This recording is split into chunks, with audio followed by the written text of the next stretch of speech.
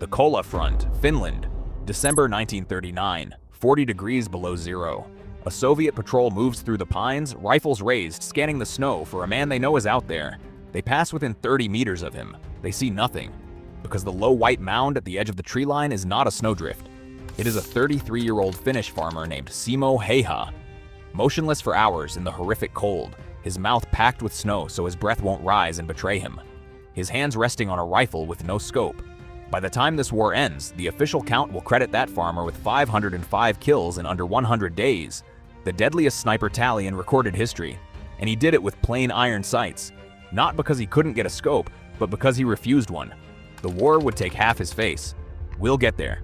First, you need to understand why the Red Army gave this quiet little man a name that still sounds like a ghost story. On November 30th, 1939, 3 months into the Second World War, the Soviet Union invaded Finland.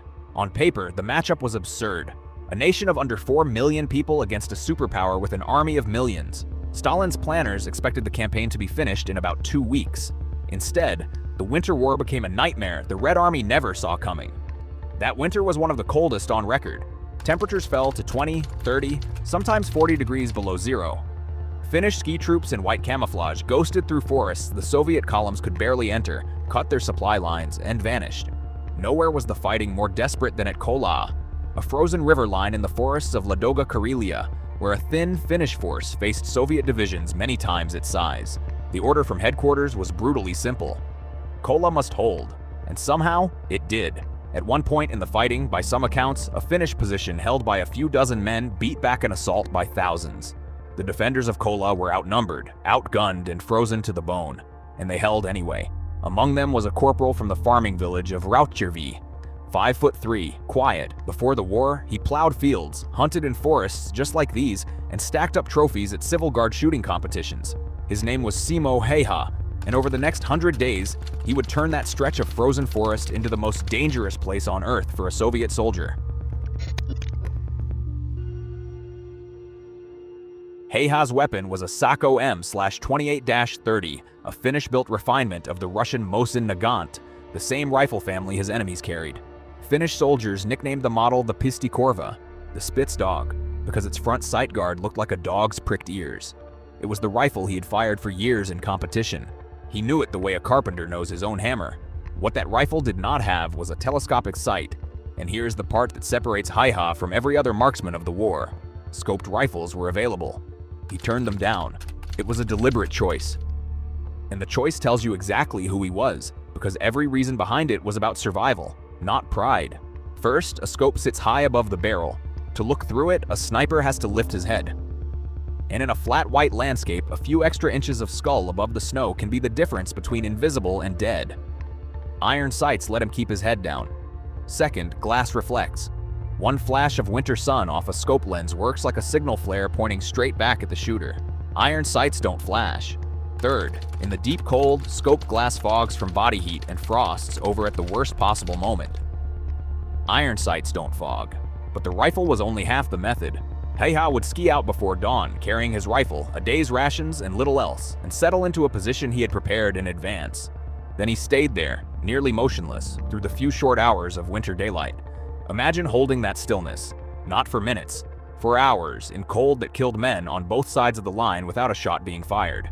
Häyhä dressed for it like the hunter he was, layers of wool under a white snowsuit, everything the color of the landscape. He packed the snow in front of his muzzle into a hard crust so the blast of a shot wouldn't kick up a puff of loose powder and mark his position. He kept snow in his mouth so his breath wouldn't hang in the air like smoke. No movement, no sound, no trace. To the Soviet troops across the river, the effect was terrifying.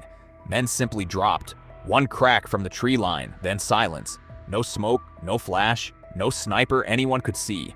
Imagine being a Soviet conscript on that line. 19 years old, a long way from home, huddled in a brown greatcoat against a landscape of pure white. Step into the open, and you might die. Raise your head from the trench, and you might die. Some days, it felt like the forest itself was killing you. Slowly, the Red Army understood that it was not facing a unit of marksmen.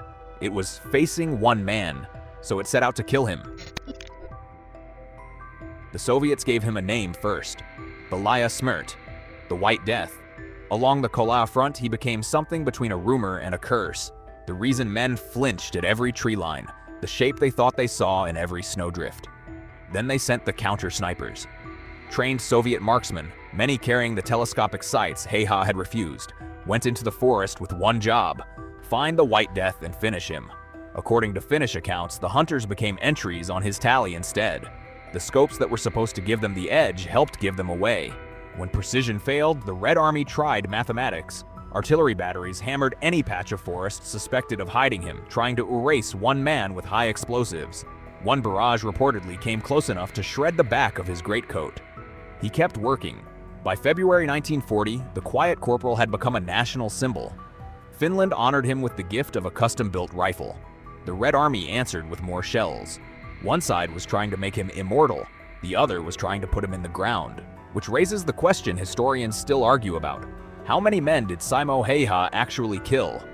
Here's the honest answer. The official count credits him with 505 kills, and some wartime tallies run as high as 542. His own private war memoir, hidden for decades and only discovered in 2017, put the estimate at around 500, counting both his rifle and the Suomi submachine gun he used when the fighting got close. A frontline chaplain's diary recorded 259 sniper kills by the start of March. Modern researchers still debate the exact bookkeeping, and no honest telling of this story can pretend otherwise.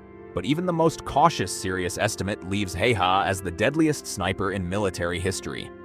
And he built that record in under 100 days, in winter daylight that lasted barely 6 hours. The bombs had missed him. The snipers had died hunting him, but a ghost only has to be seen once. On March 6, 1940, 1 week before the end of the war, the Red Army finally got him. March 6, 1940, the bullet. That morning, Hayha was in close quarters fighting near Kola when a Soviet soldier shot him with an explosive bullet. It struck his lower left jaw, and it did what explosive rounds are designed to do. It shattered the jaw, tore away his left cheek, and dropped him where he stood. The men who recovered him said half his face was simply gone. The soldiers around him were certain he was dead. By one account, his body was laid on a pile of corpses awaiting burial. Then someone noticed a foot moving. Hayha was pulled from among the dead and carried to a field hospital, where he lay unconscious for a week while surgeons fought to keep him alive. He woke up on March 13, 1940. It was the day the war ended. The Winter War had lasted 105 days. It had cost the Red Army well over 300,000 casualties, inflicted by a country it had expected to swallow in 2 weeks. Finland had survived as a nation, but the peace was bitter. The treaty signed in Moscow carved away large parts of Karelia, including the ground around Kola, the line that had never broken. The front Hayha bled for was handed to the enemy at the negotiating table. His own war ended differently. The wound left him with a caved, crooked jaw and scars he would carry for the rest of his life. Rebuilding his face took years and a horrific series of operations, 26 by some counts, with bone taken from his own hip to reconstruct the shattered jaw. For a long time, he could barely eat. Photographs from the years after the war show the damage plainly. The left side of his face sunken and scarred, the mouth pulled crooked. He never tried to hide it. He posed for the camera anyway, calm, level-eyed, a man who had already survived the worst thing that would ever happen to him. Finland, meanwhile, made its opinion of him official. Field Marshal Mannerheim promoted Hayha straight from corporal to second lieutenant, a jump in rank without equal in the country's military history. When Finland and the Soviet Union went to war again in 1941, Hayha volunteered to fight. The army turned him down because of his injuries. The White Death was done, sent home at 34, with a rebuilt face and a legend he had never asked for. Which leaves one last question. What becomes of the deadliest sniper who ever lived once the war finally lets him go? Practice. The answer is something surprisingly gentle. Hayha went back to the land. He farmed. He bred hunting dogs. He became a renowned moose hunter, respected enough that the president of Finland joined him on hunts. He never married, and those who met him described a calm, modest man who almost never spoke about the war and never once bragged about the number attached to his name.